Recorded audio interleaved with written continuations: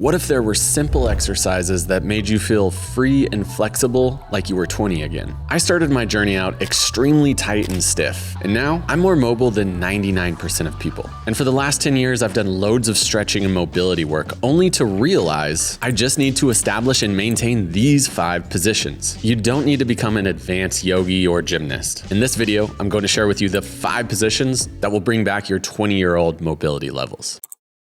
This isn't a follow along, but I'd encourage you to try these out with me as I share them.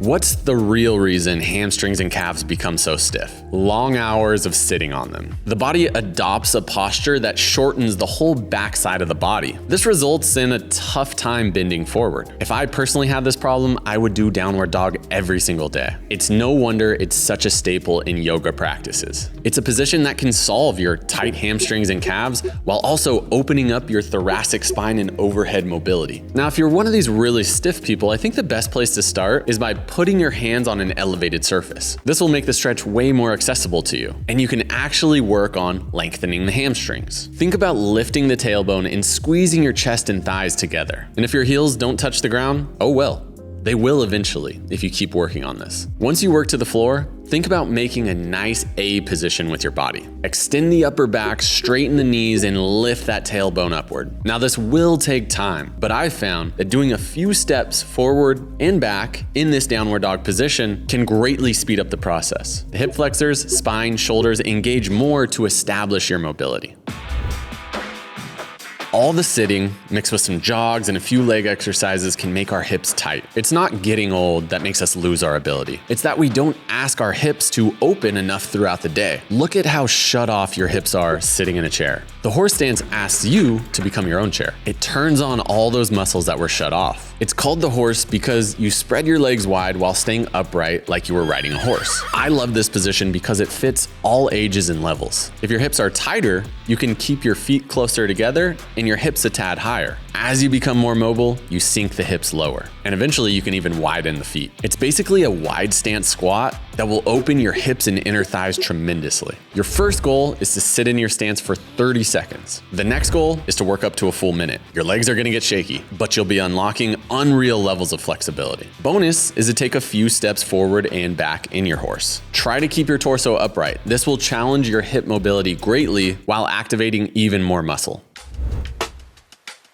If the horse stance is your own chair, then the resting squat is your own lazy boy. Because if you establish this mobility, then it can actually become a passive resting position. Our lower body joints need to fully bend. And the reason so many of us run into ankle, knee, and hip issues is because we lose this capacity. But the resting squat will keep your lower body thriving. The best way to get started if you're really stiff here is to elevate your heels and to grab onto something. I personally had extremely stiff ankles from old basketball injuries. I would grab onto an upright, sit down into this position daily for a few months. Eventually, I didn't need the hand assistance anymore. My advice is to not be a tough guy. Use the heel elevation and the hand assistance to get strong and comfortable down here. It'll take some time, but eventually it'll become a resting position. The goal is to work up to being able to spend a full minute in the deep squat. I just made a video on the huge benefits of walking low to the ground. As a bonus, take a few steps from your squat position. This will skyrocket your hip mobility, and it'll also stretch and strengthen your toes, which can have huge benefits on your whole lower chain.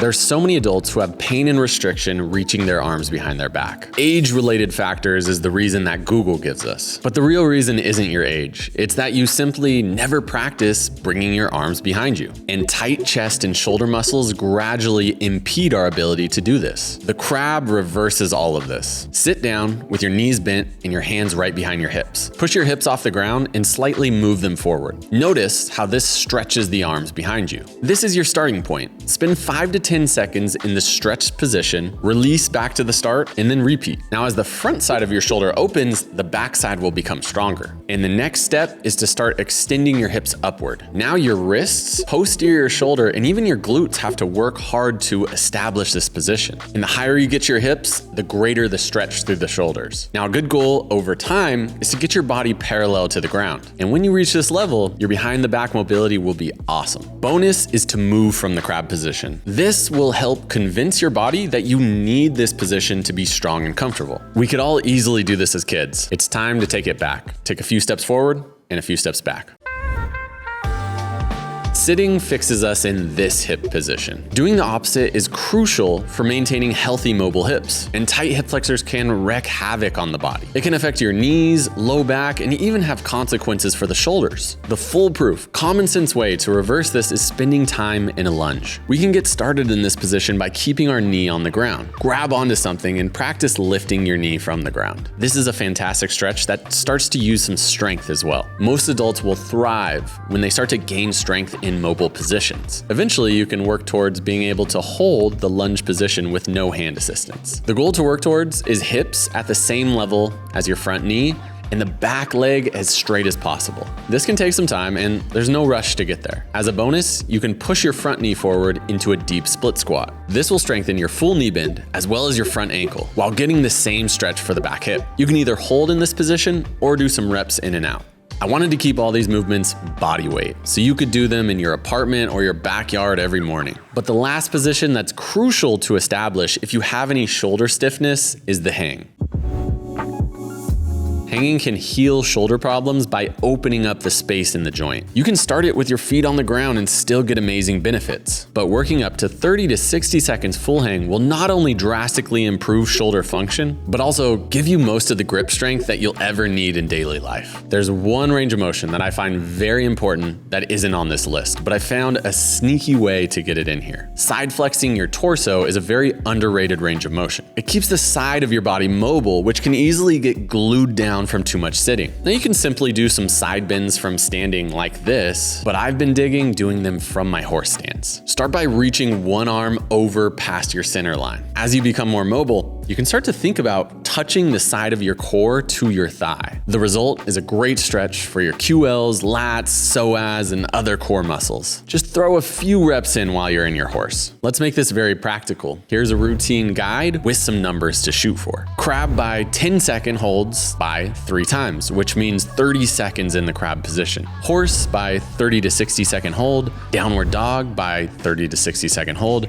Lunge by 30-second hold. Resting squat by 30 to 60 seconds. And if you have access to a bar overhead, hang by 20 to 60 seconds. Commit to doing this one time through, and as you improve, you can repeat it 2 to 3 times. You can do this every single day if that appeals to you, but my recommendation would be to do it every other day. My question for you, is there a position that you would add to this list? Comment below, let us know. We use all these positions in our Master Mobility program, a 12-week course that helps adults conquer their mobility by using strength through flexibility. It's on sale now for a limited time, first link in the description. Have fun training, as always.